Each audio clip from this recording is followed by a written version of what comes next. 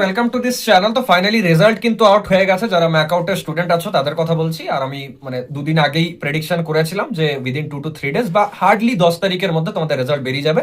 আর দেখো ফাইনালি কিন্তু রেজাল্ট বেরিয়ে গেছে, ঠিক আছে। এবার হ্যাঁ, কিছু স্টুডেন্টরা আছে যাদের কিন্তু রেজাল্ট পেন্ডিং আছে। এবার এটা স্বাভাবিক ব্যাপার, তার কারণ হচ্ছে যে যে কলেজের রেজাল্ট পেন্ডিং আছে সেই কলেজের টিচারদের যে দায়িত্বে খাতা ছিল অন্যান্য কলেজের কোনো স্টুডেন্টের খাতা, সেটা কিন্তু চেক কমপ্লিট হয়নি। সেই জন্যই ম্যাকআউট এই রুলটা আর কি করেছে যে যে পার্টিকুলার কলেজের টিচাররা খাতা কমপ্লিট করবেন না ডেডলাইনের মধ্যে, তাদের কিন্তু খাতা আটকে দেওয়া হবে বা তাদের আর কি রেজাল্ট আটকে দেওয়া হবে, ঠিক আছে।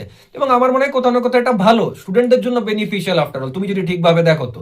তো এবার সেটা মুদ্রা কথা নয়, মুদ্রা কথা হচ্ছে এটা যে দাদা এবারে যে রেজাল্ট আউট হলো অনেকের আনএক্সপেক্টেড এখন অব্দি মানে ব্যাকলগ এসছে বা অনেকের ইনকমপ্লিট রেজাল্ট এসছে।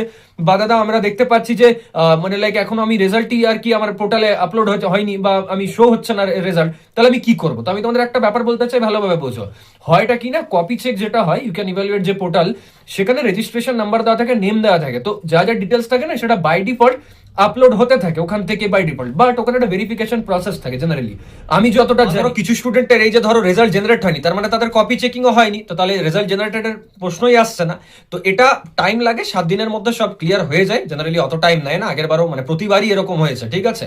এটা ওই যারা আর কি ডেডলাইনে এখন অব্দি কমপ্লিট করেনি যে সমস্ত টিচার্সরা, তাদের হয়তো আরো 2 দিন বাড়িয়ে দেওয়া আছে যে হ্যাঁ বুধবারের মধ্যে বা শুক্রবারের মধ্যে কমপ্লিট করতে হবে এট এনি কস্ট। তারপর দেখবে তো যদি বুধবার কমপ্লিট করেছে, বৃহস্পতি কি শুক্রবার তোমাদেরও রেজাল্ট কিন্তু আউট হয়ে যাবে, ঠিক আছে।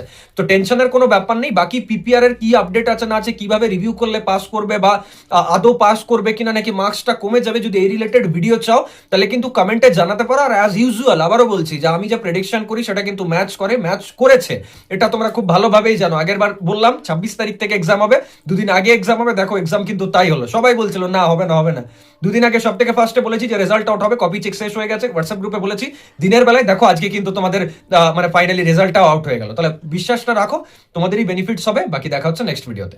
Thank you.